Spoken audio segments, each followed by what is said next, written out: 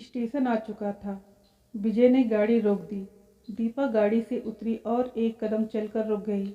लक्ष्मणपुर जाना था उसे, दूर के रिश्ते की बुआ के पास। उसने तो कभी उसकी सूरत भी नहीं देखी थी, केवल सुना था कि पापा की एक ममेरी बहन भी है। क्या पता था कि उसे वहाँ आश्रय मिले न मिले। क्या पता बुआ उसे पहचानने से भी इनकार कर दे। विपत्ति में कौन साथ देता है? यदि ऐसा हुआ तो फिर क्या होगा? कहाँ जाएगी वह? कौन आश्रय देगा उसे? किस प्रकार जी पाएगी वह अकेली? दीपा सोच में डूब गई। पश्चाताप भी हुआ। यूं भटकने से तो अच्छा था कि वह सोनपुर में ही रहती, बिक जाती, समझौता कर लेती अपने भाग्य से। तभी विचारों की कड़ी टूट गई। किसी ने उसके समीप आकर पूछा, क्या आपको वास्तव में लक्ष्मणपुर जाना है? दीपा ने चेहरा घुमाकर देखा। ये विजय था, जो न जाने कब से निकट खड़ा उसके विचारों को पढ़ने का प्रयास कर रहा था। दीपा उसके प्रश्न का उत्तर न दे सकी। विजय फिर बोला, मैं समझता हूँ आप लक्ष्मणपुर न जाएंगी। जाना तो था, किंतु। दीपा के होठ खुले। किंतु क्या? सोचती हूँ मंजिल न मिली तो। राहें साफ सुथरी हो और मन में हौसला भी हो तो मंजिल अवश्य मिलती है। राहें अनजानी हैं तो फिर मेरी सलाह मानिए। वह क्या? लौट चलिए। कहाँ? उन्हीं पुरानी राहों की ओर। यह असंभव है। असंभव क्यों?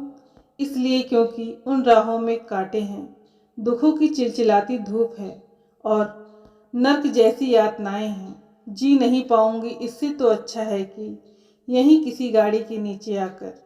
कहते कहते दीपा की आवाज़ रुक गई। जीवन इतना अर्थहीन तो नहीं?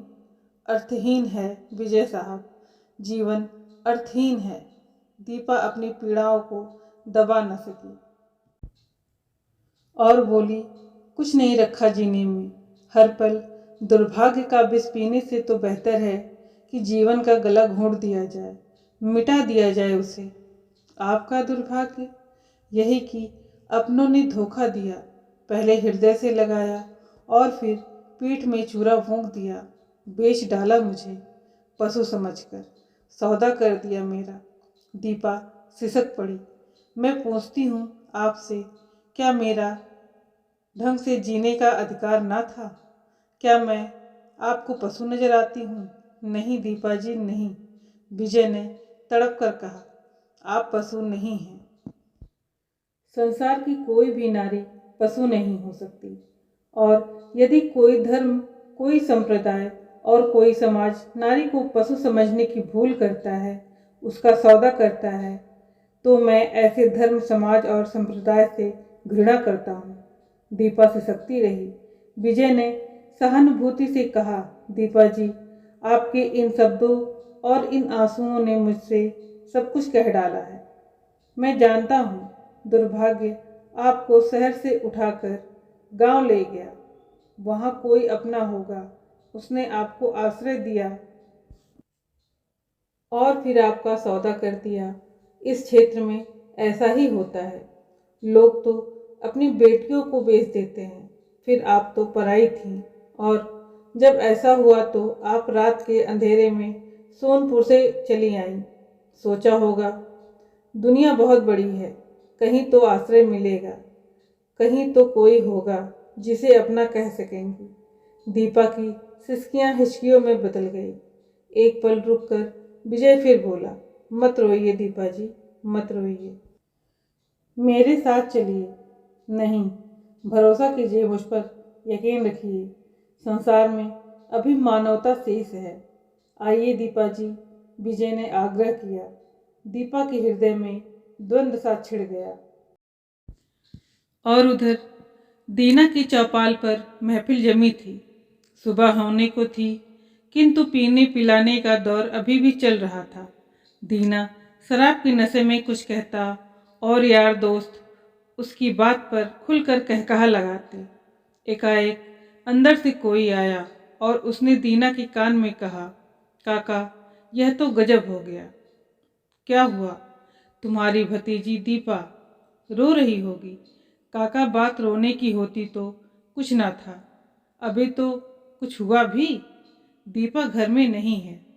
दीना के सामने विस्फोट सा गूंज गया। वह कुछ क्षणों तक सन्नाटे जैसे स्थिति में बैठा रहा और फिर एकाएक उठकर चिल्लाया, यह कैसे हो सकता है काका?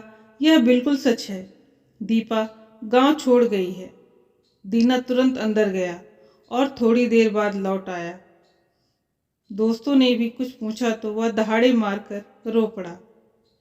बात जमींदार तक पहुंची। दिन निकलते ही जमींदार का बुलावा आ गया।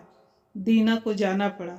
जमींदार ने देखते ही प्रश्न किया, क्यों बे, हमारी दुल्हन कहाँ है? सरकार के बच्चे, हमने तुझसे अपनी दुल्हन के बारे में पूछा है।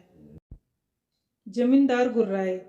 दीना उनके पांव में बैठ गया और रोते रोते बोला, हुजूर, मैं तो लुट गया, बर्बाद हो गया हुजूर। उस कमीनी के लिए मैंने इतना सब किया, उसे अपने घर में शरण दी, उसे सहारा दिया और वह मुझे धोखा देकर चली गई हुजूर। कहाँ चली गई? ईश्वर ही जाने हुजूर। मैं तो उसे पूरे गांव में खोज खोज कर थक गया हूँ। जमींदारिया सुनते ही एक झटके से उठ गए और क्रोध से दांत पीस कर बोले, तू झूठ बोलता है हरामजादे। तूने हमारी इज्जत मिट्टी में मिला दी। 2 कौड़ी का न छोड़ा हमें। अभी थोड़ी देर बाद हमारी बारात सजनी थी। शहर से 20 यार दोस्त आने थे। दूल्हा बनना था हमें और हमारे एक एक अरमान को जलाकर तूने राख कर दिया। किसी को मुंह दिखाने लायक भी नहीं रहे हम। मुझे माफ़ कर दीजिए हुजूर। नहीं माफ़ करेंगे हम तुझे। हम तेरी खाल खींचकर उसमें भूसा भर देंगे। हम तुझे इस योग्य ना छोड़ेंगे कि तू फिर किसी को धोखा दे सके। इतना कहकर उन्होंने निकट खड़े एक नौकर से कहा, मंगल, इस साले को इतना मार कि इसकी हड्डियों का सूरमा बन जाए। मर भी जाए तो चिंता मत करना और लाश को फेंक आना।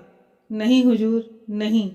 दीना गिड़गिड़ाया, जबकि मंगल ने उसकी बांह पकड़ी और उसे बलपूर्वक खींचते हुए कमरे से ले गया। उसके जाते ही जमींदार बैठ गए और परेशानी की दशा में अपने बालों को नोचने लगे। सूरज की पहली पहली किरणों ने अभी अभी धरती को स्पर्श किया था।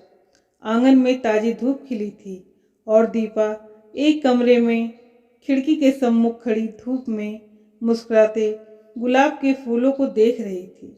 शहर की तंग गली में यह एक पुराने ढंग का मकान था जिसे जमींदार साहब ने बरसों पहले खरीदा था। पैसे की कोई कमी ना थी, अतः उन्होंने इसे किराए पर भी ना दिया था। कभी गांव से उनका मन ऊब जाता तो वह इस मकान में 2-4 दिन के लिए चले आते। मकान की देखभाल के लिए केवल एक नौकर वहां रहता था। किंतु दीपा इस समय उस मकान के विषय में नहीं, केवल अपने विषय में सोच रही थी। विजय का आग्रह मानकर वह यहाँ चली तो आई थी, किंतु उलझनों से अभी भी मुक्ति नहीं मिली थी। यूँ विजय का व्यवहार उसे अच्छा लगा था और उसके मन में अविश्वास की कोई भी भावना न थी, किंतु कठिनाई तो यह थी कि विजय उसी जमींदार का बेटा था और यह मकान भी उसी जमींदार का था। और दीपा को यहाँ आना इस प्रकार लग रहा था जैसे वह एक गर्त से निकलकर फिर किसी दूसरी गर्त में गिर गई हो। उसने तो यह चाहा था कि बस सोनपुर से दूर चली जाएगी, इतनी दूर कि किसी को उसकी छाया भी न मिलेगी, किंतु उसे क्या पता था कि वह दुर्भाग्य के पंजे से छूटकर एक बार फिर उसी के हाथों में आ जाएगी। तभी वह चौंकी। विजय ने कमरे में आकर कहा, लीजिए, चाय पी लीजिए दीपा जी। दीपा ने कुछ ना कहा। उसने पल भर के लिए चेहरा घुमाया और फिर खिड़की से बाहर देखने लगी। विजय ने उसे यूं विचारमग्न में देखा तो समीप आकर बोला, क्या देख रही हैं?